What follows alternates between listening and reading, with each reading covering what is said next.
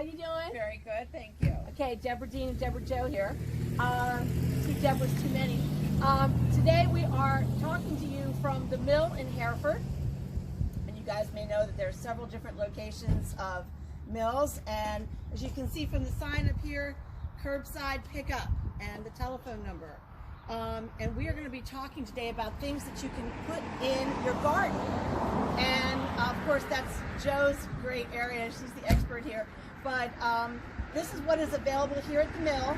You call this telephone number and you go ahead and pay for it on the phone if you want to. And when you pull up, you just go to the loading dock that's over here on the side, and you give them your name, and they'll give you an order number, and they will put it directly into your car. So it's that time of year, and we're all looking for something to do. This is a really good thing to do. So, Joe, tell me what's the first thing that you see that you'd go for? Well, I love herbs. They're easy to grow and very rewarding, and then you can use them in your cooking also. So they have a great selection over here of some sages, some mints, parsley. I love the flat Italian parsley. It's easier to clean, so it's easier to use in cooking. They have some lettuces out here too. Okay, and I noticed the other day that they had lettuces at Growls as well on the outside. Oh, they do. And there is a local grower that sells to them. So what about all the mints and like lemon balm? Seems to me that everybody always is talking about lemon balm.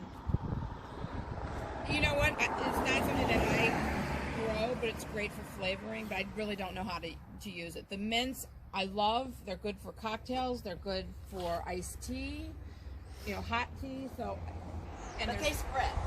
They do spread. I grow mine in a container. They come back every year. So I've always got them. They're on my patio. They're close to my house. So evening rolls around, I run out and just pick a few sprigs and flavor whatever I'm drinking with it. So they've got lots of cabbage here. Cabbage loves the cool weather. It's good to get it out and in the ground. And how far apart do you have to plant these? Cabbage, probably 18 inches.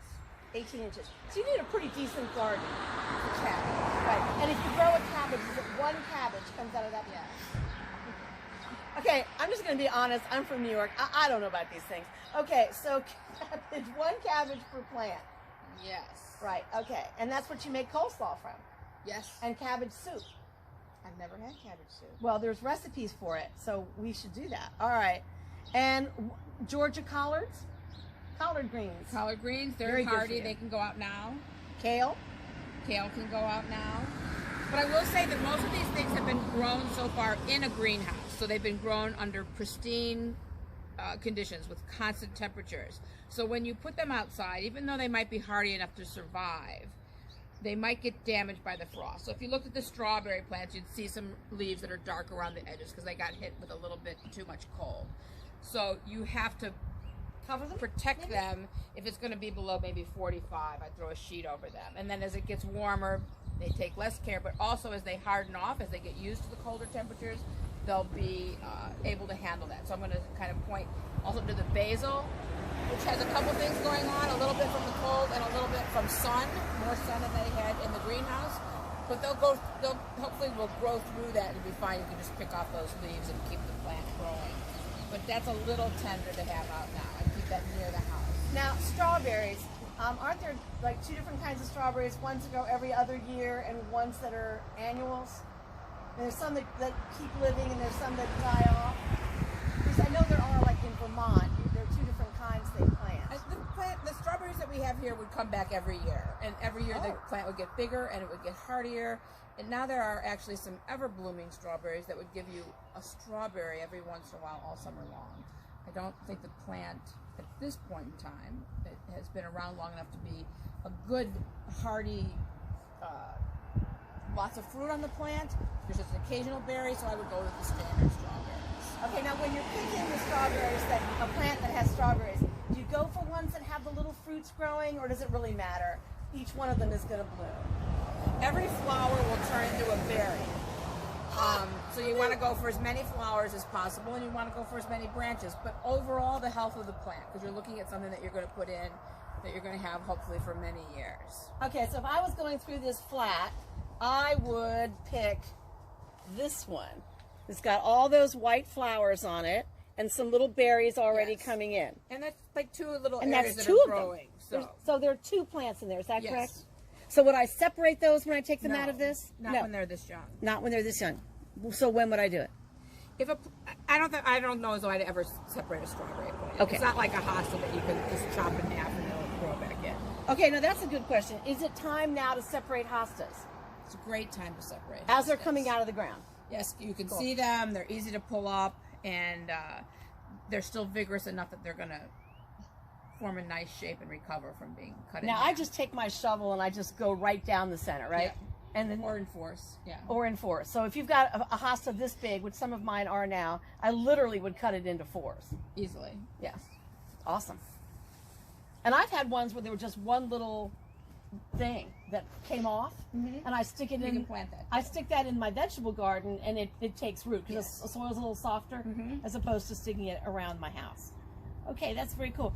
I actually thought this was string. Apparently not. No, What is those are this? asparagus plants. So you see those long roots. So an asparagus plant you're going to plant now. You're probably not going to get any crop for a year or two, and then in a couple of years you'll have a nice, healthy asparagus patch, but it takes a lot of land. Now, why do people in the South burn asparagus fields? I don't know, but I do know that here in Maryland we get this little black bug on it in the middle of the summer because you're supposed to let it grow tall and keep it all summer to grow, or at least well into the summer to grow. So they might do it to just burn off that. And how many bug. asparagi do you get from each of these fellas? I don't know technically how many you get, but maybe 1 or 2 per little crown, and then as the plant matures, you get more. So I see a lot of asparagus in the stores now. Are people Yes. people are cutting it now, or is Not that in coming Maryland. from? It's Not in just Maryland. coming up in Maryland. Okay, so it's just coming up in Maryland. Okay, so would you plant this in a container ever? No, because you need lots of plants to get enough asparagus to eat. So you're going to make a little mound or a little teepee in the ground. You're going to separate those long roots over that teepee, and then you're going to put dirt on top of those roots. So it's like growing carrots or onions. Yes. You need a good amount of space to do that. And by the way, growing onions is a lot of fun. I've done it myself. But my best one, though, is lettuce. Now, I had a container that I had lettuce in. And I was actually able to go and take leaves off, make a salad, and it kept growing. Yes. So you don't have to cut it off all at once and then just eat it. You can eat it a little bit at a time. You can eat a little bit at a time. Absolutely. Now, do you have any of those inside growing things with the lights and all that in your kitchen with the herbs and all that stuff? No, I don't. You recommend them? They look cool when you see them like on Amazon. They look great, but Yeah, I think some people have great luck with that. I just am outside working and getting my gardens ready, so I don't start anything in the house. okay. So back to where we started. Curbside pickup. You call the number. You are welcome to peruse the garden center. You can drive in. You can look around. You can see what is out and what they have available. They can also tell you on the phone, Yes. and you can go to their website, and they will tell you exactly what they've got here. So if you call and say, "Do you have any sweet peppers?" they'll come back and say, "Yes, we've got 2 yellows, 3 greens. We've got a hot this, this, and this, and this." And they'll tell you exactly what they've got. Pay for it over the phone. And then there's really no reason to ever go inside or talk to anybody else. You just go and pick it up at the desk. And for flowers, geraniums is okay now? Again, these have been grown in a greenhouse in a perfect situation, so I would put them outside, and at night, if it was going to be below 50, I would put them in my garage, and I'd take them outside during the day. Okay, now, I used to do this thing, and you tell me if I'm totally crazy, but it used to kind of work for me. You know these hydrangeas that you get at the grocery store or Yes. whatever that you're supposed to give your grandmother when you go over for Easter? So they're grown in a hothouse, and they do not live outside. So if you take them outside and you put them in the ground, you come back the next day, they're all just laying there because they're not meant to be outside. They're meant to be a gift. They're toss-aways, right? If you wait till it's warm enough to go outside, but you're looking at a plant that's been grown in like 80 degrees. And it's been watered So 3 now- times every day. And fertilized all the time, and timed to be ready just for Mother's Day or Easter or these different holidays. So when you take it, you just throw it outside. It's shock. So what I do, because I always buy them because they're kind of cheap, they're like $2.99 or whatever, and I think they look gorgeous and I want them, Yes. but I don't want anything that could live to go to waste. So I buy them and then I stick them outside for longer and longer periods of time during the day to kind of wood up the stems. Yes, it's called hardening them off. Hardening them off. I thought I invented it. Okay. So I harden off my hydrangeas and I would say half of them survive.